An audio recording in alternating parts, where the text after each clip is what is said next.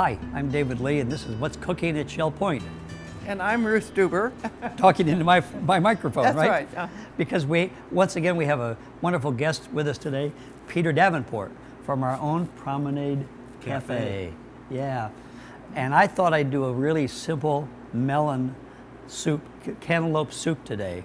So, and I understand from people that you have a really unique way of carving these, right? Per se, it would be unique, yes. So I'll start, but I'll say to you, to start with, the reason I'm doing this is there's only two kind of melons in the world. Those that have really wonderful flavor and those that have no flavor whatsoever. So I thought of this today because right now at the Publix and the Fresh Market, they have the Athena melons. And since I moved to Florida, I've found that these are the best tasting so far.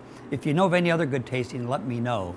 So, but anyway, we're going to do a little quick melon soup today, just as something different to do with melon. So, would you mind showing us how you carve it up? Sure. Move, just so we don't spill anything. I'll bring this right over. So what I'm going to do.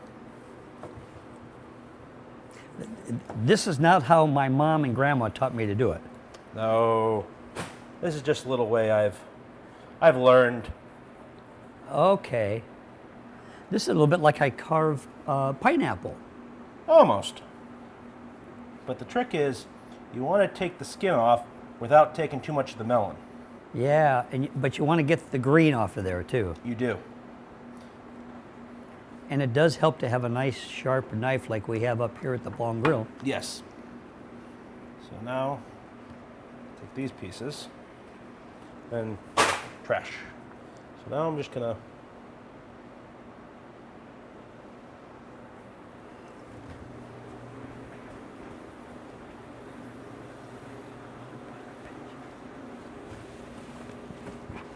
try to get as much of the green off.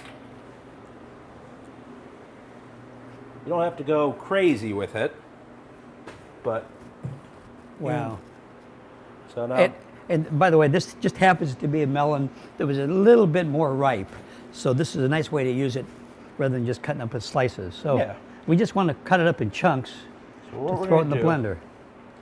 Oh, So what I do, try to cut the outer layers of it off, because sometimes with the seeds, now as you can tell, this just started falling apart. So Yep. I'm trying to salvage as much of it.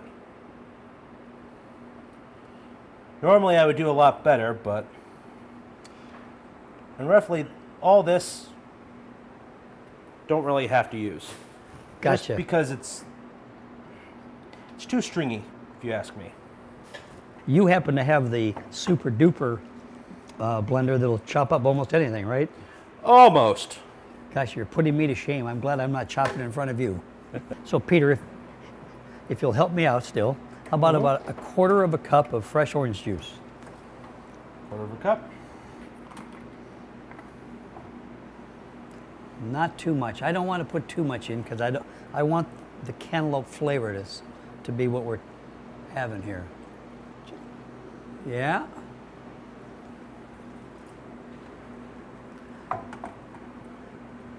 Then I want to show you, Peter, a couple little things I have in the house that I've fallen in love with because I love my gadgets.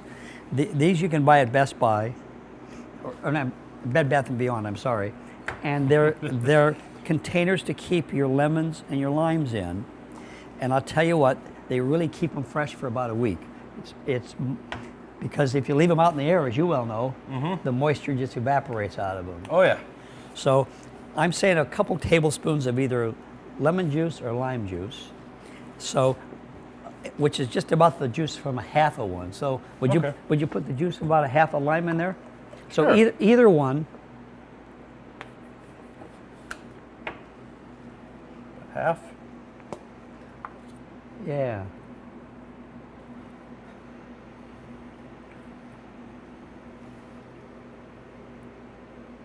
All right. So what I do then is I put that right back on top here, right on top of the other half of it, and this will keep in my fridge for a week Okay. or until I Have to use it again? Yeah. All right, so there's that. And oh, by the way, I know this is kind of verboten, but if you don't have a lemon or lime, I'll have some lemon juice. I always keep it in the fridge just because I don't always have one. So another little tip, it's not exactly fresh, but it'll work. And we need a pinch of salt. Just a pinch? Just a pinch. Okay, Peter, now that you give me a few lessons on, tips on cutting, how about blending it for us too? I'm spoiled today here to have you here with me in the kitchen. You are.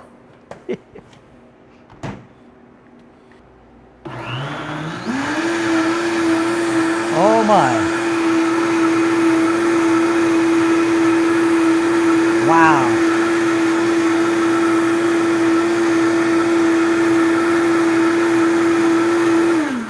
Okay. I must say that's a bigger blender than mine. Wow. Well, you know, when you work Yep. in a kitchen like this, Yep. you need something. You need something big and strong. So. Yep. Wow. So now what we're going to do is we're going to put this in the fridge. I like to make sure it's really, really cold. Okay. Ice cold before we serve it. So let's put it in the fridge and then we'll come back and taste it in a few minutes. Alrighty. It's nice and cold, and I actually cheated a little bit and we stuck it in the freezer for a few minutes too. And if I'm going to serve these, I also get, wherever I'm going to serve it in, these have been in the freezer for about a half hour also. And once again, this is my first crack at making soup bowls, thanks to June Lockhart in our pottery studio. They'll improve over time, but I wanted the rustic look, Peter. And I wanted black because I think it just really stands out when you put a different color in it. So there's that.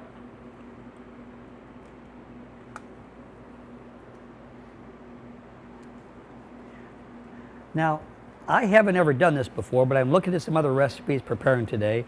And Peter, one of them calls for some fresh mint.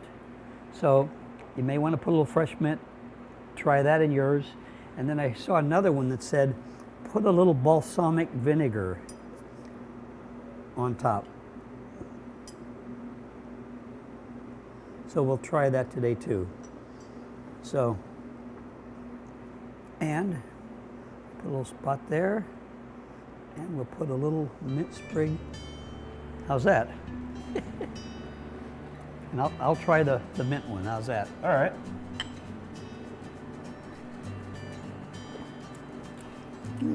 I like the mint. It's not bad with balsamic vinegar. Okay, great. Well, there you have it. That's what's cooking at Shelf Point. Peter, thanks again. No problem. And I'll see you tomorrow at the Promenade Cafe. Get one of those turkey cranberry Paninis? ready for me. So, They're some of the best.